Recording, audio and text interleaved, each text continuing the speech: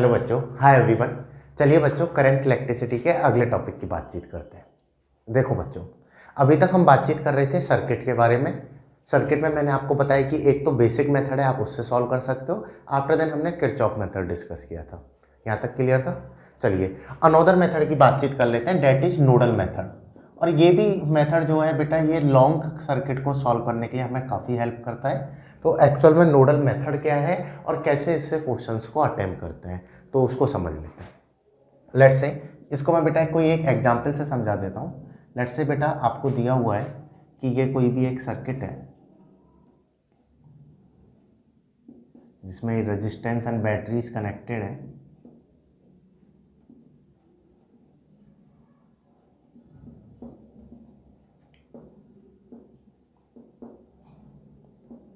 इस तरीके से काफ़ी सारे रेजिस्टेंस एंड बैटरीज इस सर्किट में कनेक्टेड है। क्लियर? लेट्स से इनकी वैल्यूज भी पुट कर लेते हैं। ये है 10 वोल्ट, इसको ले लेते हैं 4 वोल्ट, इसको ले लेते हैं चलो जी 5 वोल्ट, इसको ले लेते हैं जी 4 वोल्ट, इसको ले लेते हैं भाई 3 वोल्ट। ठीक है, ये हो गया 10 ओम, ये हो गया हमारा 20 ओम, ये हो गया हमारा 5 ओम, ये हो गया हमारा 10 ओम। ऐसे आपको रेजिस्टेंस दिए हुए हैं और ये कोई भी एक सर्किट दिया हुआ है। इस सर्किट में आपको बताना है ईच रजिस्टर पे करंट कितना होगा। क्वेश्चन समझ लो, आपको कोई भी एक सर्किट दिया हुआ है, यहाँ पर आपको ईच रजिस्टर में करंट की वैल्यू कैलकुलेट करनी है कि ईच रजिस्टर से कितना करंट फ्लो हो रहा होगा। तो अब बात आती है कि अगर मुझे करंट निकालना है तो सबसे पहले होता है बेसिक मेथड। बेसिक मेथड हम अप्लाई कर रहे होते हैं जनरली सिंपल सर्किट में।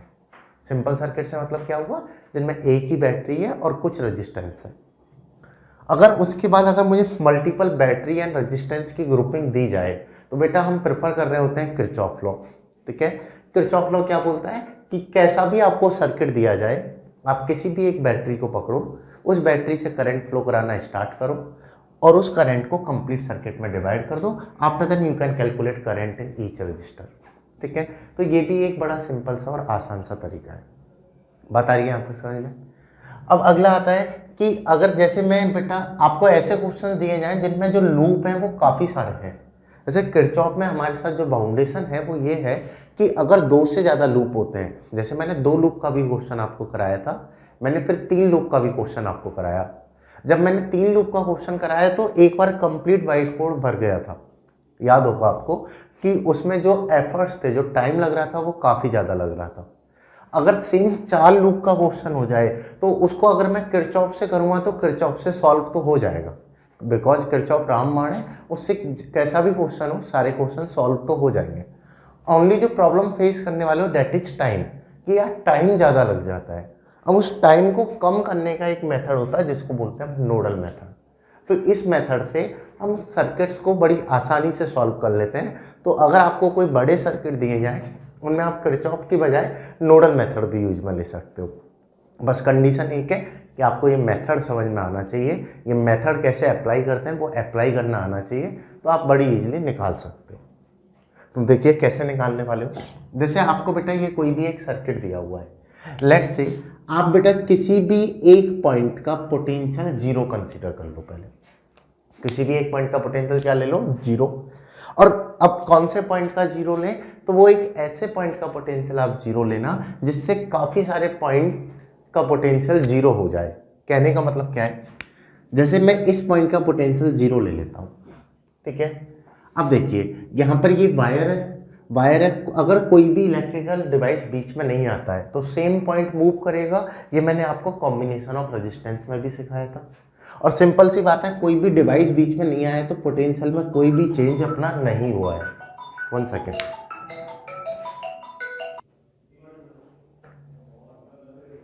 तो आपने क्या किया, एक पॉइंट का पोटेंशियल 0 ले लिया। अब होने वाला क्या है बच्चों कि जब तक कोई भी इलेक्ट्रिकल डिवाइस नहीं आएगा तब तक सेम पोटेंशियल ही मूव करेगा। तो मैं यहाँ पे बोल सकता हूँ बेटा इसका पोटेंशियल 0 है तो इस पॉइंट का भी पोटेंशियल 0 होगा। पोटेंशियल में चेंज होता है अगर कोई इलेक्ट्रिकल डिवाइस बीच में आ जाए। अगर कुछ भी बीच में नहीं आए तो सेम वायर में सेम पोटेंशियल रहेगा। इसका 0 है, ये भी 0 रहेगा, इस पॉइंट का भी 0 रहेगा, इस पॉइंट का भी 0 रहेगा। ठीक है, अब प्रॉब्लम क्या है, ऊपर जाऊंगा तो ऊपर बैटरी आ गई तो अब ऊपर का 0 नहीं हो सकता, इधर ऊपर जाऊंगा तो इधर भी बैटरी आ गई, इधर रेजिस्टेंस आ गया। इस तरीके से इन पॉइंट का 0 नहीं हो सकता, 0 फर्दर मूव नहीं कर सकता। आ रही बात समझ में? तो पहले तो इनका तो हो गया बेटा अपना 0। अब देखिए, अगर मैं बेटा बात करूं बैटरी की, तो आपने पढ़ा है बैटरी का EMF higher potential minus lower potential that is equal to होता है E। क्लियर?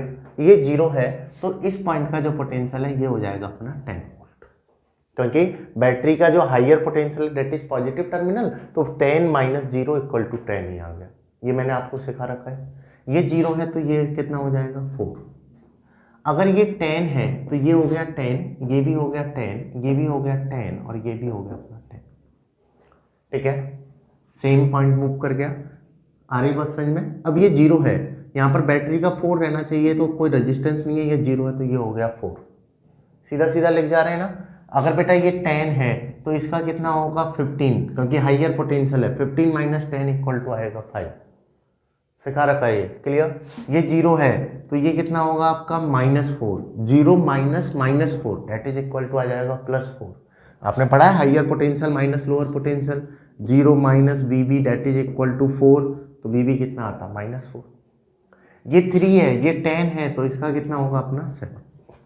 तो हुआ क्या, जैसे ही मैंने ये मेथड अप्लाई किया तो मुझे ईच पॉइंट पर पोटेंशियल पता लग गया। दिख रहा है आपको? हर पॉइंट का पोटेंशियल पता लग गया। अब अगर आपसे पूछा है इस रजिस्टर में करंट कितना है, तो कैसे लिखने वाले हो? पोटेंशियल डिफरेंस, आपने पढ़ा है ओम्स लॉ से, current is a potential difference divided by resistance. Here potential difference is a 6 upon resistance is a 10, तो ये आ गया बेटा अपना 0.6 एम्पीयर। जैसे मुझे अगर इस रजिस्टर पे करंट लिखना है तो आप लिखोगे I that is a V upon R, तो 15 minus 0 upon 5 which is equal to आ जाएगा आपका 3 एम्पीयर। ठीक है, जैसे आप इस पे लिखोगे higher potential minus lower potential से आप करंट की डायरेक्शन भी बता सकते हो कि करंट ऊपर से नीचे आ रहा होगा। कितना आ रहा है? तो potential difference divided by resistance that is 14 upon 20 is a 0.7 ampere. Clear? जैसे अगर मैं यहाँ पे बात करता तो here potential difference 7 minus 0 upon 10 that is a 0.7 ampere. तो एक सिंपल सा तरीका है नोडल मेथड जो बोलता है कि आप पॉइंट्स पर पोटेंशियल कैलकुलेट कर लो, पोटेंशियल से आप पोटेंशियल डिफरेंस निकाल लोगे, और एक बार अगर आपको पोटेंशियल डिफरेंस पता लग गया तो आप करंट भी आसानी से निकाल सकते हो। तो किरचॉफ लॉ जिससे सारी प्रॉब्लम सॉल्व होती हैं, उसके अलावा बच्चों आप नोडल मेथड भी यूज में ले सकते हो। अरे बात समझ में? तो ये काफ़ी अच्छा मेथड है जिससे काफ़ी सारी टाइप ऑफ प्रॉब्लम हमारी सॉल्व होती हैं। ऐसा भी नहीं है कि सारी प्रॉब्लम इसी मेथड से सॉल्व हो जाती हैं, कुछ ओनली किरचॉफ से ही होती हैं। वो जब आप क्वेश्चंस कर रहे होंगे तो आपको पता लगने लगेगा। ठीक है, ऐसे काफ़ी पॉइंट होंगे जहाँ पर आप ब्लॉक हो जाओगे, जहाँ आप पोटेंशियल नहीं लिख पाओगे। तो एक बार इसे कॉपी कर लो। एक और न्यूमेरिकल मैं इस पर सॉल्व कराता हूँ ताकि आपको इसके कॉन्सेप्ट की क्लैरिटी अच्छे से समझ पा जाएगी। लिख लो बच्चों।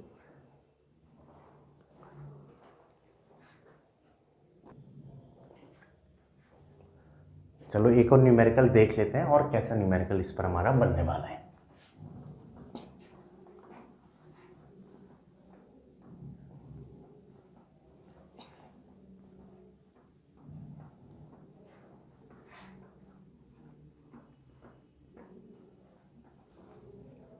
देखो लेट्स से ऐसा न्यूमेरिकल मैंने आपको किरचॉफ से भी सॉल्व कराया था, अब इसको मैं नोडल से भी आपको सॉल्व करा के बताता हूँ। आपको बेटा ये कोई भी एक सर्किट दिया हुआ है, इनकी रीडिंग ले लेते हैं। ये 10 वोल्ट है, ये 5 वोल्ट है, ये 4 वोल्ट है, ये 10 ओम है, ये 5 ओम है, ये 20 ओम है। ठीक है, इस तरह से हमने रीडिंग ले ली। आपको बताना है ईच रजिस्टर में करंट क्या होगा। ठीक है, ईच रजिस्टर में आपको करंट की वैल्यू कैलकुलेट करनी है। अब देखिए ये जो सर्किट है इसको बेसिक मेथड से तो हम सॉल्व नहीं कर सकते, बिकॉज यहाँ पर मल्टीपल ग्रुपिंग है बैटरी और रेजिस्टेंस की, सीरीज पैरेलल का लॉजिक नहीं लगा पाएंगे, तो इसको डायरेक्टली तो सॉल्व नहीं कर सकते। डायरेक्ट वाला मेथड तो हमारा हट गया। अब इसके बाद आता है बेटा हमारा किरचॉफ लॉ। क्या हम इसको किरचॉफ से सॉल्व कर सकते हैं? तो अगर मैं इसे चेक करता हूँ तो सर यहाँ पर ये सर्किट वगैरह 2 लूप है, तो किरचॉफ से तो आसानी से सॉल्व हो ही जाएगा क्योंकि किरचॉफ तो रामबाण है। चलिए इसमें तो कोई दोहराई की बात नहीं है। ठीक है, और आसानी से भी सॉल्व हो जाएगा क्योंकि 2 लूप है। ठीक है, उससे हमने सॉल्व भी इसको किया है। लेकिन अब मैं इसको सॉल्व करता हूँ बेटा नोडल मेथड से, कि नोडल मेथड से कैसे सॉल्व कर सकते हैं, कि उस मेथड को हम इनमें कैसे यूज में ले सकते हैं। तो अभी मैंने लास्ट प्रॉब्लम में जैसे आपको सिखाया कि आप एक पॉइंट का पोटेंशियल 0 ले लो और प्रेफर करो एक ऐसे पॉइंट का पोटेंशियल 0 लो जिससे काफ़ी सारे पॉइंट का 0 हो जाए। कहने का मतलब क्या है, अगर तुम इस पॉइंट का 0 लेते तो अब ये 0 कहीं और मूव भी नहीं कर पाता। आ रही ना बात समझ में? यहाँ पे 0 लिया तो ये भी 0 हो गया, ये भी 0 हो गया, तो थोड़ी बहुत कैलकुलेशन हमारी आसान हो जाए, क्वेश्चन उससे भी सॉल्व हो जाएगा, लेकिन थोड़ी बहुत हमारी कैलकुलेशन आसान हो जाए, इस पर्पज से हम ऐसा कर रहे हैं। ठीक है, चलिए ये 0 0 और 0 हो गया, ये 10 है तो ये कितना हो गया 10, ये 5 है तो ये हो गया 5, ये 4 है तो ये हो गया 4। क्लियर? क्योंकि 0 और कहीं नहीं जा सकता था, ऊपर 10 हो गया, अब 10 तो आगे नहीं जा सकता, ये 5 हो गया, 5 भी आगे नहीं जा सकता, ये 4 हो गया, 4 भी आगे नहीं जा सकता। इन पॉइंट का तो पोटेंशियल पता लग गया, लेकिन सर ये वाला पॉइंट तो अब भी रह गया। ठीक है, तो ऐसे भी पॉइंट आपको मिल जाएंगे जिनका आपको पोटेंशियल पता नहीं लग पाएगा, जिनका पता ना लगे उनका एक्स लिख लो। ठीक है, अगर 2 पॉइंट आए तो एक का वाई ऑन लिख लो। आ रही ना बात समझ में? अगर 2 पॉइंट बन जाए तो एक का वाई लिख लो, 3 बन जाए तो जेड लिख लो। कोई भी परेशानी नहीं है कि अगर सारे पॉइंट का पोटेंशियल पता नहीं लग रहा है। पता लग जाए तो अच्छी बात है, प्रॉब्लम वहीं सॉल्व हो जाएगी जो पिछला न्यूमेरिकल का था। अगर पता ना लगे तो एक्स मान लो, वाई मान लो, जेड मान लो। ठीक है, अब बस इतना सा रह गया है, एक्स वाई जेड जो भी हमारे हैं उनकी वैल्यू कैसे आएगी। अगर वो वैल्यू भी आ जाए तो फिर आप करंट निकाल लोगे by using of Ohm's law, I equal to V upon R. यहाँ पर V तो हो जाएगा पोटेंशियल डिफरेंस, R हो जाएगा रेजिस्टेंस। V होगा पोटेंशियल डिफरेंस, R होगा रेजिस्टेंस। इस तरीके से हमारी प्रॉब्लम पूरी सॉल्व भी आसानी से हो जाएगी। क्लियर? यहाँ तक आई बात समझ में? चलिए अब समझ के देखते हैं बच्चों कि ऐसा क्या लॉजिक इसमें लगाऊं मैं सर जिससे है ना ये मेरी x की वैल्यू निकल जाए। यहाँ पर x का नहीं पता, तो देखिए बच्चों, फर्स्ट लॉ में मैंने आपको पढ़ाया था टोटल सम ऑफ करंट क्या होगा 0। इवन उससे रिलेटेड मैंने आपको एक न्यूमेरिकल भी सॉल्व कराया था। सेम कॉन्सेप्ट आप यहाँ पे लगा दो कि इस पॉइंट पर टोटल सम ऑफ करंट क्या होना चाहिए 0। क्लियर? आने वाला करंट जाने वाले करंट के इक्वल होगा। मुझे नहीं पता किस में करंट इधर जाएगा या इधर आएगा, तो मैंने मान लिया है कि बेटा यहाँ पर जो टोटल सम ऑफ करंट है वो 0 है और ये हाइयर पोटेंशियल है। सीधा सीधा मानो, ये भी मत सोचो कि सर करंट इसमें तो इधर जाएगा और इसका आइडिया लगाएं तो सर इधर जाएगा, इसका इधर जाएगा। ऐसे आइडिया भी लगाने की जरूरत नहीं है, किसी में लगा पाओगे, किसी में सही तरीके से नहीं लगा पाओगे, तो बिल्कुल आइडिया भी मत लगाओ। एक्स मान लिया, बस इस पर टोटल सम ऑफ करंट 0 कर दो। जैसे इस ब्रांच के लिए लिखूंगा तो लिखो बेटा potential difference that is x minus 10 upon resistance. Potential difference is x minus 10 upon resistance that is 20 plus here potential difference is x minus 4 upon 10 plus here potential difference is x minus 5 upon 5 that is equal to होगा 0। Potential difference upon resistance ऐसा आप करते हुए चले जाओ। आ रही बात समझ में? अब देखिए बच्चों, अगर मैं यहाँ पे एलसीएम लेता हूँ तो एलसीएम तो कितना आ गया 20, ये हो जाएगा x माइनस 10, ये होगा 2x minus 8 that is 4x minus 20 which is equal to 0। Clear? ये तो बेसिक कैलकुलेशन है। 20 अपना 0 में चला जाएगा, x 2x and 4x is 7x that is equal to होगा 30x, तो x इक्वल टू आएगा 38/7 वोल्ट। x इक्वल टू कितना आएगा 38/7 वोल्ट। ये एक आसान सा तरीका है इस प्रॉब्लम को सॉल्व करने का। x मिल गया, पोटेंशियल डिफरेंस से करंट आता हुआ चला जाएगा। That method is called nodal method, you can use in more than 3 loop circuit. यहाँ पे 3 से ज़्यादा लूप दिए गए हैं ना, तो सीधा सीधा समझ जाओ कि उसको किरचॉफ से नहीं करवाना चाह रहा है एग्जामिनर, क्योंकि किरचॉफ से करोगे 15 मिनट लगने वाली है 3 से ज़्यादा लूप में, मतलब कि उसमें कोई ना कोई ट्रिक लगने वाली है, and that trick is nodal method. आई बात समझ में? तरीका समझ में आ रहा है? ठीक है, जिनको तरीके में अब भी डाउट है तो वापस से वीडियो को बैक करके देखो कि किस तरीके से हम तरीका अप्लाई कर रहे हैं, फिर अपने न्यूमेरिकल्स अटेम्प्ट करना, आपके करेक्ट आंसर्स आते हुए जाएंगे। ये एक ऐसा मेथड है जिससे आप आंसर्स को थोड़ा जल्दी निकाल सकते हो। क्लियर? चलिए, तो इसको भी आप कॉपी कर लो, फिर अगले टॉपिक की बातचीत करते हैं।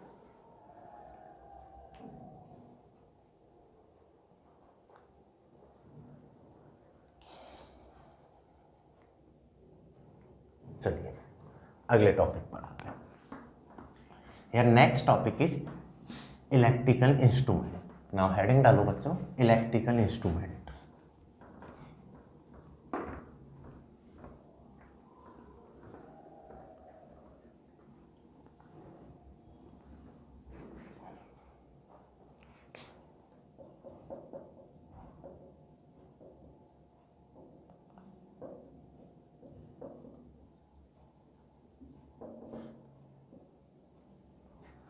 देखो बच्चों, इलेक्ट्रिकल इंस्ट्रूमेंट्स की बातचीत कर लेते हैं कि ये क्या है और यहाँ पर कैसे क्वेश्चंस हमारे बनने वाले हैं, कौन कौन से कॉन्सेप्ट मेरे इस इंस्ट्रूमेंट्स में इंक्लूड होने वाले हैं।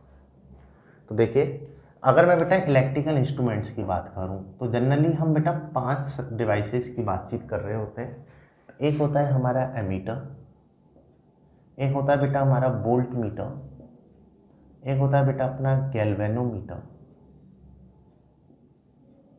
क्लियर, एक होता है बच्चों हमारा मीटर ब्रिज, और एक हम पढ़ेंगे बेटा पोटेंशियोमीटर।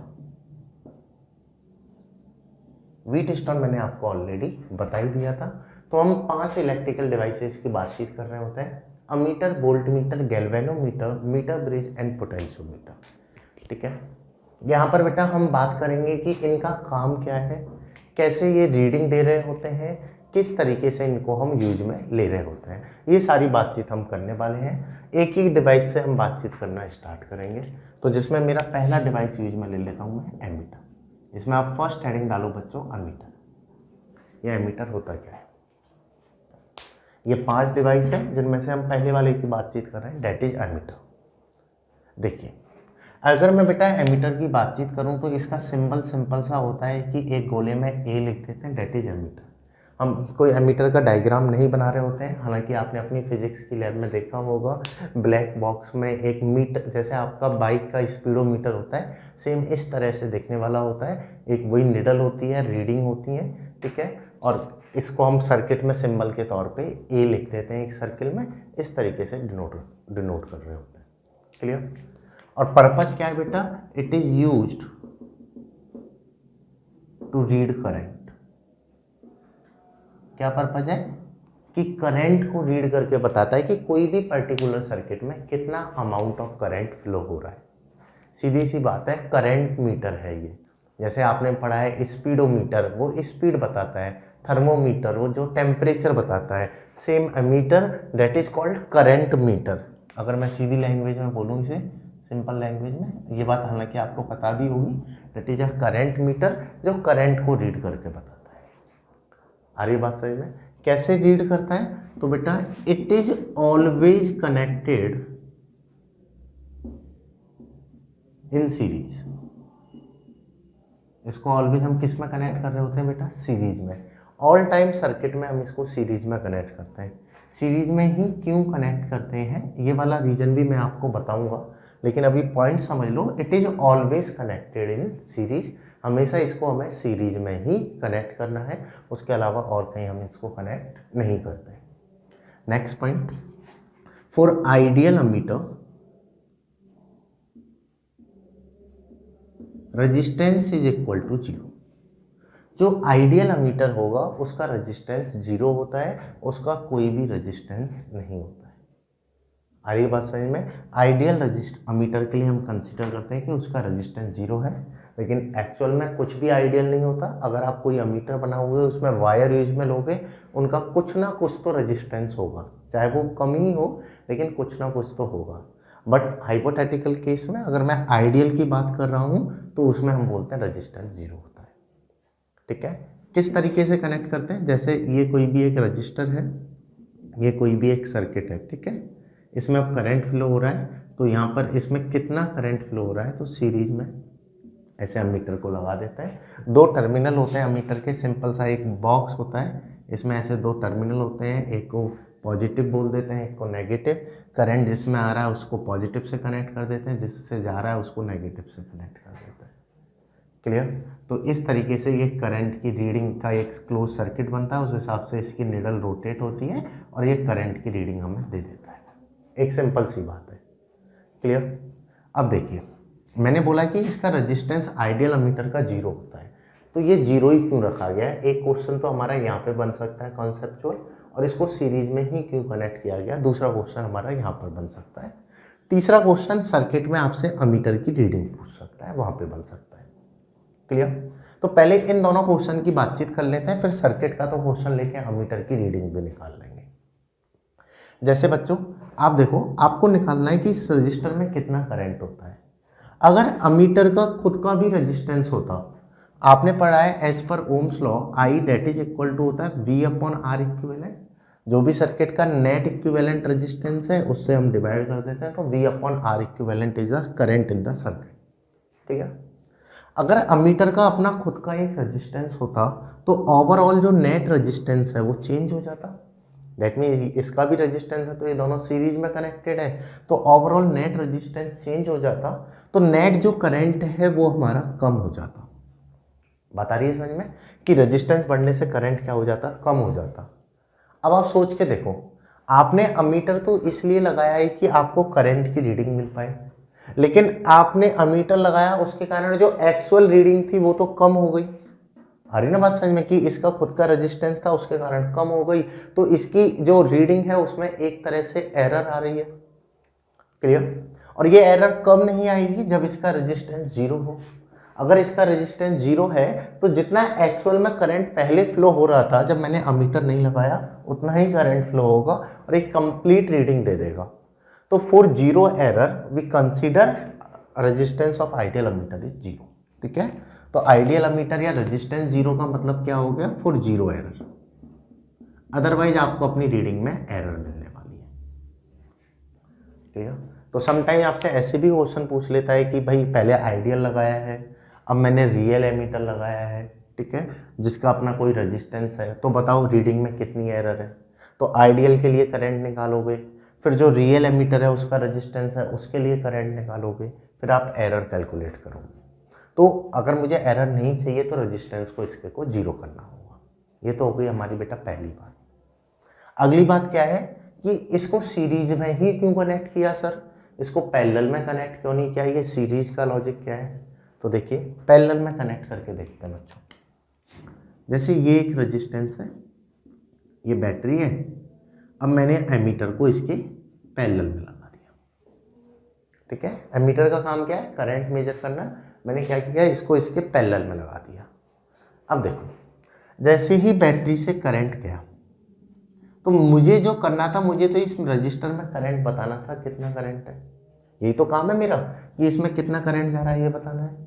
अगर मैंने एमीटर को पैरेलल में लगा दिया और इसका रेजिस्टेंस जीरो है, तो पूरा की पूरा करंट जो है वो कहाँ से चला जाएगा, हमारा ऊपर से चला जाएगा, क्योंकि करंट तो कम रेजिस्टेंस में से ज़्यादा जाएगा। मतलब कि करंट तो ऊपर से चला गया, इसमें तो कोई करंट ही नहीं गया, तो इसका तो रोल ही खत्म हो गया। अरे बात समझ में, हमारा पर्पस था इस वाले डिवाइस में कितना करंट जा रहा है ये पता लगाना, लेकिन इसको पैरेलल में लगाने से मैंने तो इसको ही बंद कर दिया, इसका तो पर्पस ही खत्म कर दिया और एकदम से करंट को मैंने बहुत ज़्यादा बढ़ा दिया। बढ़ाने का मतलब क्या है कि अब कोई रेजिस्टेंस नहीं है, पहले रेजिस्टेंस था तो कुछ करंट फ्लो हो रहा था, अब तो रेजिस्टेंस ही नहीं है तो करंट तो काफ़ी फ्लो होगा। आ रही ना बात समझ में। तो अगर पैरेलल में लगा देते हैं तो हमारा पर्पस ही खराब हो गया। अगर मुझे जो करंट निकालना था कि इसके बल्ब में कितना करंट फ्लो हो रहा है, वो करंट ही मैं कैलकुलेट नहीं कर पाऊंगा, वो पर्पस जो है वो पर्पस ही खराब हो जाएगा। That's why we connected a meter in a series. तो ये दो अच्छे क्वेश्चन हैं जिनके मैंने आपको सॉल्यूशंस बताए हैं। ठीक है, इनको आप लिख लेना, अपनी लैंग्वेज में आप लिख सकते हो। तो ये हो गया बेटा एमीटर का काम। नाउ सर्किट वाले क्वेश्चंस मैं अभी बाद में कराऊंगा। नाउ अगला क्वेश्चन आता है कि एमीटर बनाते कैसे हैं, कौन से प्रिंसिपल पे काम करता है, किस तरीके से इसका कंस्ट्रक्शन होता है। तो ये जो बातें हैं एमीटर को बनाया कैसे जाता है, वो वाली बातें अभी हम बाद में डिस्कस करेंगे। ये भी हमारा एक टॉपिक है जो आपके नीट एग्जाम में है। गैल्वेनोमीटर की हेल्प से हम एमीटर एंड वोल्ट मीटर बना रहे होते हैं, तो किस तरीके से गैल्वेनोमीटर की हेल्प से बनाते हैं वो वाला टॉपिक हम बाद में करेंगे। मैं अभी आपको बता रहा हूँ एमीटर के बेसिक पॉइंट, बिकॉज आपका जो वो टॉपिक है वो मैग्नेटिक इफेक्ट ऑफ करंट में है। ठीक है, उसमें थोड़े बहुत मैग्नेटिक के भी कॉन्सेप्ट आपको मुझे समझाने पड़ेंगे, तभी ही आप उसे अच्छे से समझ पाएंगे। ठीक है, मुझे आपको समझाने पड़ेंगे। क्लियर? तो ये हो गया बेटा एमीटर के बेसिक पॉइंट। आ रही बात समझ में? चलिए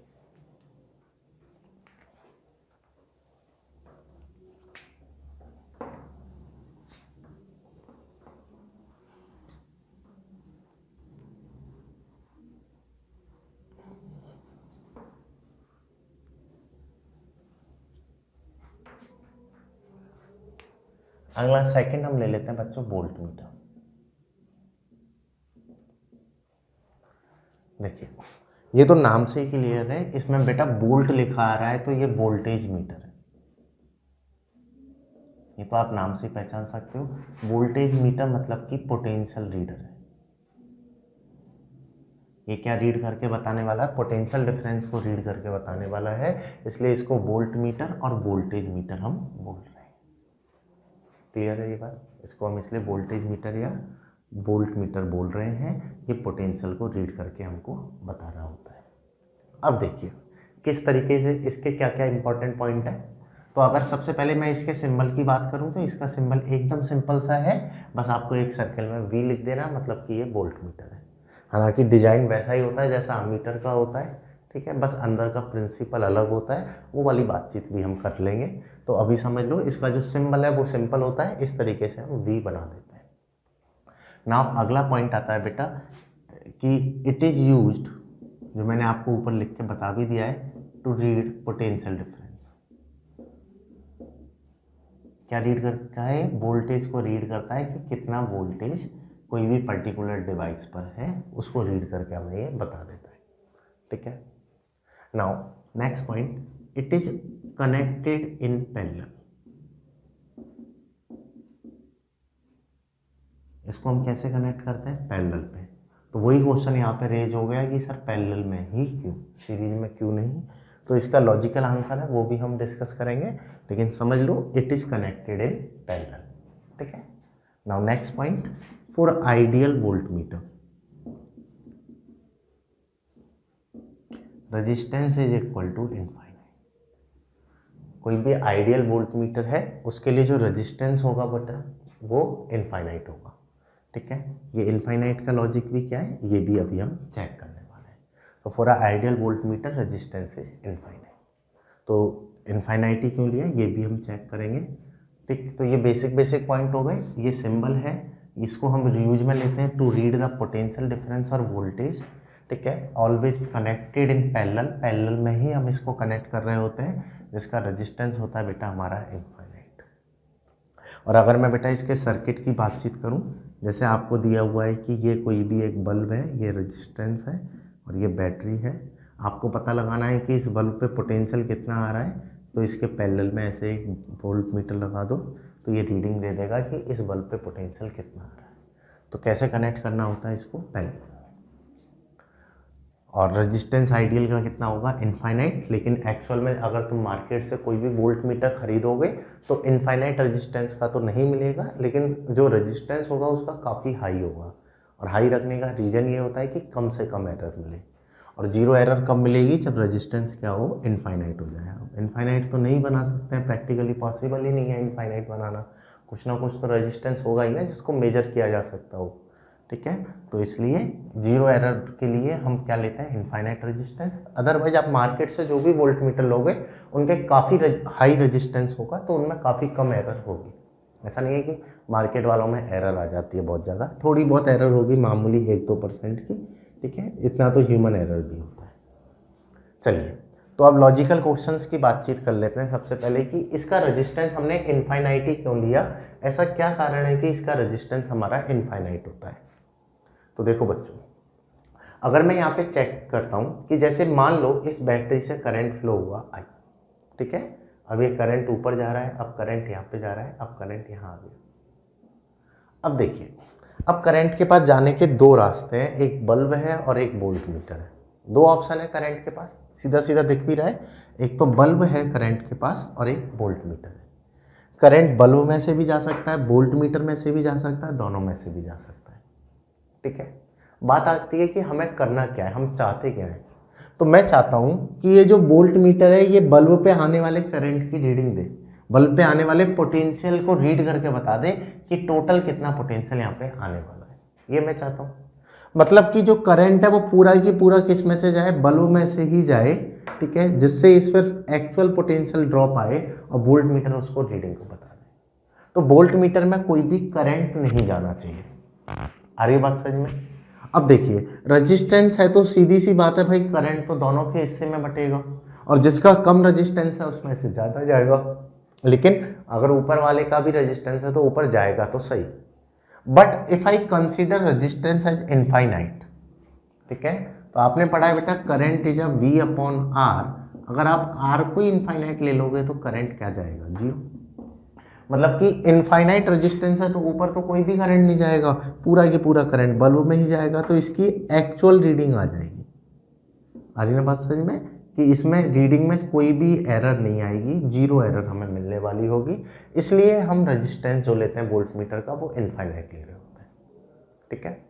now second question is why it is connected in parallel, कि ऐसा क्या रीजन है कि सर आपने इसको पैरेलल में ही कनेक्ट किया है। तो देखिए बच्चों, अगर मैं इसके रीजन की बातचीत करूं कि इसको पैरेलल में ही क्यों कनेक्ट किया, जैसे अगर मैं इसे सीरीज में कनेक्ट करता तो क्या होता, कुछ ऐसा सर्किट बनता।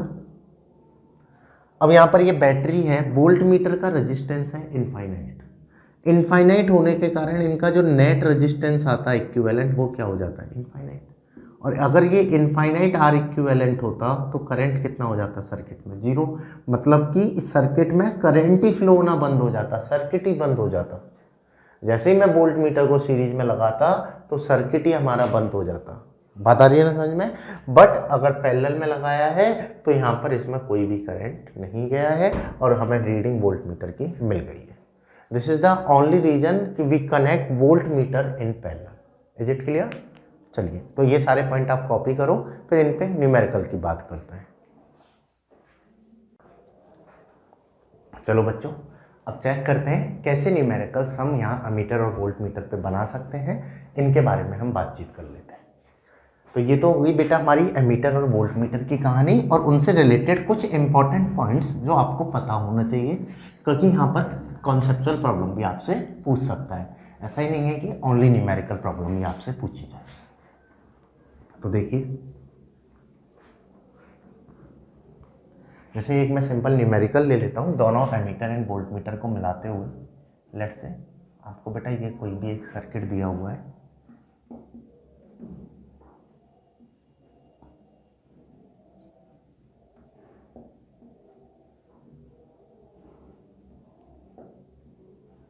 इसमें एमीटर एंड वोल्ट मीटर दोनों मैंने लगा रखे हैं एक पर्टिकुलर रेजिस्टेंस के साथ। इसकी बैटरी का वोल्टेज है 100 वोल्ट, ये है 200 ohm, that is also 200 ohm, that is 100 ohm and this one is 100 ohm. Clear. आपको इनके रेजिस्टेंस की वैल्यू गिवन है। आ रही बात समझ में। आपको बताना है reading of ammeter and volt meter क्या होगी, ठीक है। आपको इनकी रीडिंग निकाल के बतानी है, इन दोनों की रीडिंग क्या होगी। कैसे इस प्रॉब्लम को अटेम्प्ट किया जाए इसके बारे में हम चेक करते हैं। देखो बच्चों, सबसे पहले तो आता है कि है ना, हमें इस सर्किट को सॉल्व करना होगा और आपको अगर वोल्ट मीटर अमीटर के रेजिस्टेंस के बारे में ना बोला जाए तो आपको उनको आइडियली लेके चलना है, उनके बारे में आपको रेजिस्टेंस की वैल्यू का नहीं सोचना है। अगर आपको आइडियल नहीं बोलेगा तो इनका कुछ ना कुछ रेजिस्टेंस आपको वो देगा, ठीक है। तो ये अभी आइडियल वोल्ट मीटर अमीटर है, आपको दोनों की रीडिंग बतानी है, बी और ए की रीडिंग क्या होगी। तो ये नॉर्मल एक सर्किट का प्रॉब्लम है जिसमें मुझे इस रेजिस्टेंस के अक्रॉस करंट और इस रेजिस्टेंस के अक्रॉस मुझे पोटेंशियल डिफरेंस बताना है। वही मेरे अमीटर और वोल्ट मीटर की रीडिंग होने वाली है अगर मैं इस प्रॉब्लम को इस तरीके से देखूं। मतलब कि यहाँ पर कोई भी नया कॉन्सेप्ट हमारा ऐड ऑन नहीं हुआ है, बस मुझे एमीटर और वोल्ट मीटर की कहानी को ही यहाँ पर एक्सप्लेन करना है। अगर ये कहानी मुझे समझ में आ जाती है तो बेटा यहाँ पर इनकी करंट और पोटेंशियल मेरा कैलकुलेट हो जाता है, तो सीधा सीधा मेरा आंसर भी आ जाएगा। कैसे सॉल्व करोगे, तो सर्किट सॉल्व करना मैंने आपको सिखाया है कि ये एक सिंपल सर्किट दिया हुआ है। इवन हमने कॉम्प्लिकेटेड सर्किट के बारे में भी पढ़ रखा है। सिंपल है तो डायरेक्टली भी सॉल्व कर सकते हो। 200 एंड 200 कनेक्टेड इन सीरीज, तो ये हो गया आपका 400। क्लियर। अगर यहाँ पे वोल्ट मीटर और एमीटर नहीं हुए तो ये 100 क्या होते हैं सीरीज में। अब वोल्ट मीटर लग भी गया है तो इससे कोई फर्क नहीं पड़ा है क्योंकि ये इनफाइनाइट रेजिस्टेंस का है, तो इसमें कोई भी करंट नहीं जा रहा है, तो मैं बोल सकता हूँ ये ऊपर वाले की सीरीज में है। क्लियर। ये सीरीज में, ये सीरीज में, ये हो गया 200, ये हो गया 400, इतना तो आपको आता है। अगर मैं आर इक्विवेलेंट बेटा यहाँ पे बोलूँगा, देखो सीधा सीधा समझ लो, करंट सीधा भी लिख सकते हो, इवन आर इक्विवेलेंट से भी लिख सकते हो। अगर आर इक्विवेलेंट लिखूंगा 400 200 पैरेलल में है, R1 R2 upon R1 plus R2, यहाँ से इसे सॉल्व करते तो ये आता 400/3। बैटरी से कितना करंट फ्लो हो रहा है, that is V upon R 100/400/3, तो ये आता है आपका 3/4 एम्पियर।